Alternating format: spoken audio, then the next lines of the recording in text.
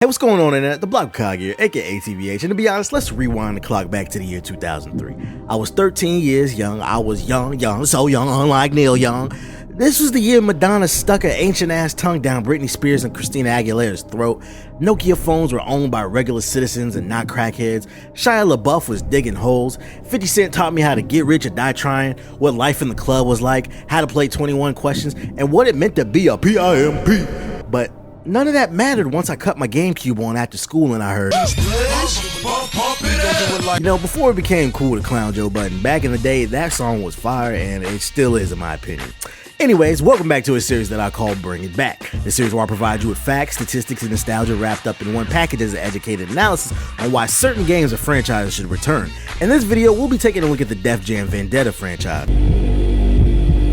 Fighting games have been a staple of the gaming community since its inception, and if it's one thing I know, it's that the more things change, the more they stay the same. 2003 was a decent year for fighting games with releases such as King of Fighters 2003, Naruto Ultimate Ninja, and the hybrid wrestling fighting game known as Def Jam Vendetta. It felt like the original Vendetta flew under the radar despite it moving over 2 million units between the PS2 and the GameCube release.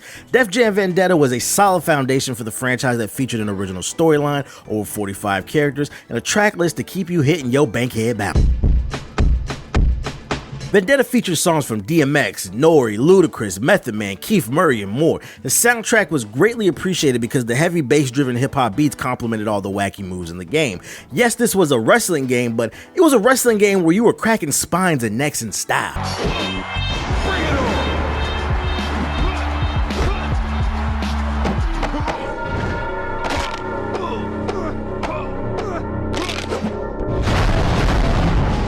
But everyone knows the pinnacle of this franchise is the sequel, Def Jam Fight for New York. It improved upon everything we loved about the first game and then some, regardless if the story made sense or not. I mean, come on. Why was Snoop Dogg, the West Coast vet, the king of New York in this game? I don't know. Listen, look. Fight for New York featured a bigger story, more characters, the introduction of fighting styles, better customization, interactive environments, and I could have multiple girlfriends and make them fight for my love. Do you know how great that was when I was 13 to make 2 women fight over me?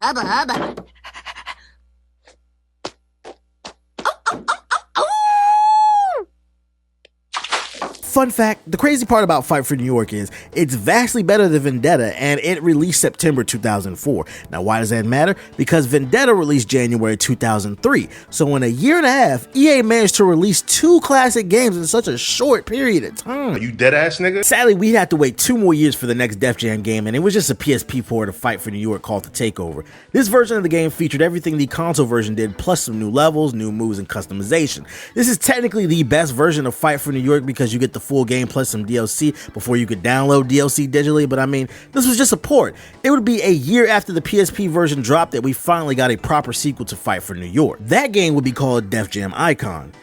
I remember this game when it was first announced in the gaming magazines when I was a kid. This would be the best Def Jam ever, they said, because it was on the new next-gen Xbox 360 and PS3, and I'm not gonna lie, the graphics did look lit for the time, but then the game came out and it was pure ass. The fighting was slowed down to the point that it felt clunky. They removed the special moves and they replaced it with this new DJ scratching mechanic where you could control the in-game music and it would cause damage to your opponent. It made no sense and it was just fucking stupid. The only redeeming factor about this game was the soundtrack, the decent story, and the fact that we could fight on the 106 and Park TV set. That being said, we play games for gameplay, so Def Jam Icon sucked. It was universally panned. I felt like if it's not broke, then don't fix it. Gaming is a business, so sales are always a driving force when a decision has to be made on whether or not to bring something back. So I hit up VG charts and I did some number crunching to find out where this series stands. Vendetta has sold 2.1 million copies, Fight for New York 2.5, Takeover 900K, and Icon 700K. So as you can see, this series has sold a few million copies. Might not sound like a lot today, but let's keep in mind this is for the early 2000s. Gaming has grown a lot since 2003 with the rise of YouTube and Twitch. If you search Def Jam Vendetta or Fight for New York on YouTube, you will find countless Let's Plays, so the demand is there. Content creators are still creating content for this game, even though it's over 10 years old, and people are watching. Now, if we take a look at the numbers on Metacritic, most of the games were reviewed well too. Vendetta scored an 81, Fight for New York an 84, Takeover a 79, and Icon a 69. If we add those scores up and we average them, then the series sits at a 78.2 average. But we gonna treat Def Jam Icon like Gears of War Judgment. It doesn't exist. So let's bump that average up to an 81% since we only gonna average those first 3 games.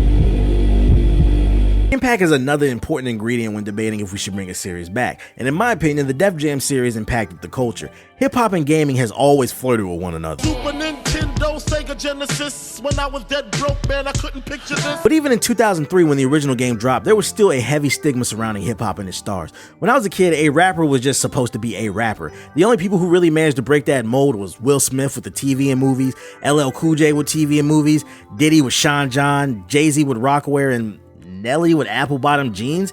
That was 5 people that I can name off the top. I mean, I'm sure there's more, but like I said, back in the day, a rapper was expected to just rap. Triple threats were uncommon. I would argue that Def Jam games made some of these hardcore acts household names in homes that didn't listen to rap. And that was because of the game's over-the-top goofy approach to wrestling. The games were almost like anime, which made the artists much more approachable. The Def Jam series proved that these artists were marketable in a market outside of the hip-hop demographic. There weren't really any successful hip-hop themed games before Def Jam. I mean, there was Parappa the Rapper, but he's a cute mascot dog. That doesn't count. There was also Shaolin Style, which was the Wu-Tang fighting game, but that was meh. Shaq Fu, that was ass too. I feel like Def Jam was the first game to get it right. It broke barriers. Without Def Jam, we might not have seen 50 Cent Bulletproof or Blood on the Sand, DJ Hero, Mark Echo's Getting Up, or other hip-hop themed games. Def Jam was the one to break the barriers. I mean, line up 10 older gamers that mentioned Fight for New York, and I promise you at least 7 of them will have a smile on their face and a story to tell. So if you just look at the history, the numbers, and the impact this game has had on the culture, and I think it's safe to say that we should bring it back.